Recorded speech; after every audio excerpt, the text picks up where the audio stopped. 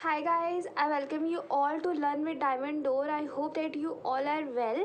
So I hope that whatever the videos that I have made in previous time, you like all the videos, and I hope that I am able to add some value to some extent in your learning. So इसकी previous video में हमने case study भी discuss करी है और कुछ concept भी. तो आज की video में भी कुछ हम case study discuss करेंगे for all the concept that have already done. ठीक है ना. और यहाँ पे जो केस स्टडीज़ है वो सिर्फ उन्हीं कॉन्सेप्ट से रिलेटेड होंगी जो मैंने ऑलरेडी कर चुकी हूँ. ठीक है, कुछ भी एक्स्ट्रा नहीं होगा. ठीक है, और जो पर्पस है केस स्टडी करने का वो यही है कि ताकि हम लोग जो है क्वेश्चन से फैमिलराइज हो जाए. ठीक है, कि क्वेश्चंस कैसे पूछे जा सकते हैं इन फ्यूचर एग्जाम्स के अंदर. Right, so let's proceed with the first case study. Is that Ashita and Lakshita are employees working in dazzling enterprise dealing in costume jewelry. The firm secured an urgent order of 1,000 bracelets that were to be delivered within 4 days.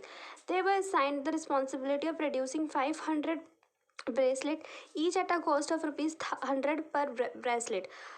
Ashita was able to produce the required number within the stipulated time at the cost of 55,000, whereas Lakshita was able to produce only 450 units at the cost of 90 per unit. Right, तो आपको बताना है इसके अंदर कि ये पूरी case study है. I hope that you understood case study. ठीक है, अगर आपको कोई भी केस स्टडी कभी भी नहीं समझ में आती है तो आप उसे कमेंट कर दीजिएगा. राइट, और अभी मुझे लग रहा है बहुत ही नॉर्मल लैंग्वेज में लिखा हुआ, you are able to understood. अगर कोई केस स्टडी लगती है वो बहुत हैवी और if are not able to understood तो मैं खुद ही उसको हिंदी में एक्सप्लेन कर दूँगी. ठीक है, तो इसके अंदर नॉर्मली था कि लक्षिता और अशिता दो एम्प्लॉयज़ हैं.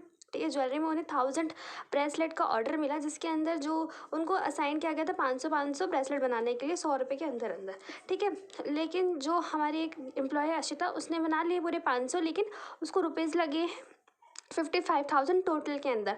और जो दूसरी है लक्षिता, उसने भी बनाया है, उसने 450 यूनिट्स बनाए हैं लेकिन at a cost of 90 per unit. तो आपको बताना है इसमें से कौन, दोनों में से कौन इफेक्टिव है या इफिशियंट है, और गिव रीजंस भी देने justify.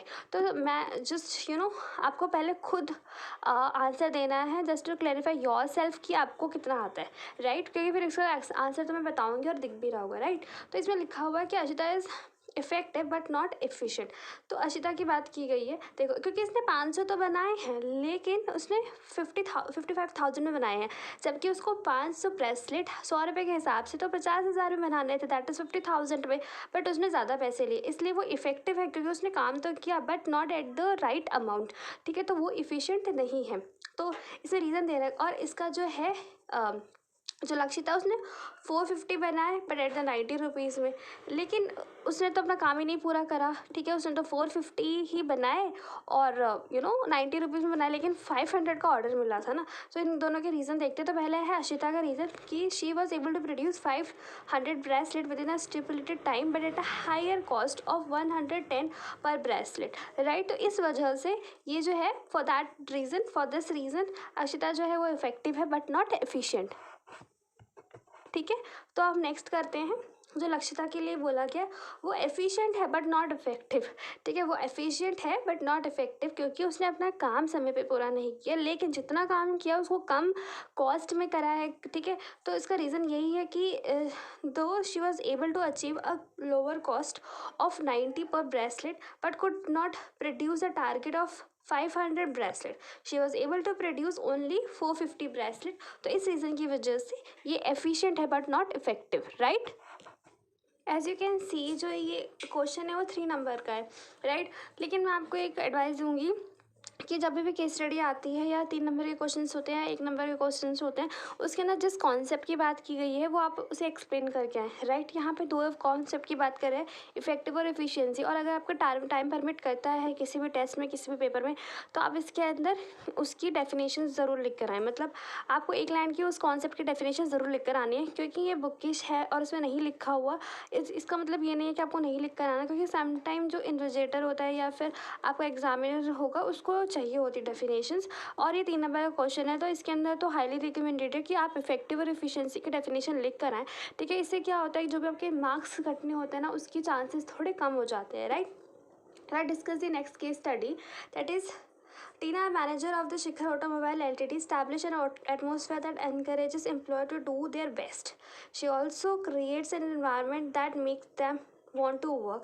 She direct through the phrase and criticism in such a way that it bring out the best in the employer. Identify the concept of the management highlighted in the above para. अब ये इसके अंदर concept की बात की गई है, ठीक है। अब मेरे याद है आपको फर्स्ट वीडियो के अंदर कॉन्सेप्ट एंड फंक्शंस बताया था, उसी में से बताना है, ठीक है। कि इसके अंदर एक टीना होती है जो मैनेजर है शिखर ऑटोमोबाइल्स कंपनी की। उन्होंने एक ऐसा एटमॉस्फेयर बनाया है जो एनकरेज करता है एम्प्लॉय को कि वो उनका बेस्ट काम करे, टू डू देयर बेस्ट। ये हमारा की लाइन है, इसको आप मार्क कर लीजिए, टू देयर बेस्ट, ठीक है। ये एक की लाइन है एक फंक्शन की मैनेजमेंट की, right. She also created environment जिससे कि उनको ऐसा लगे कि हमें हमें यहाँ पे काम करना है।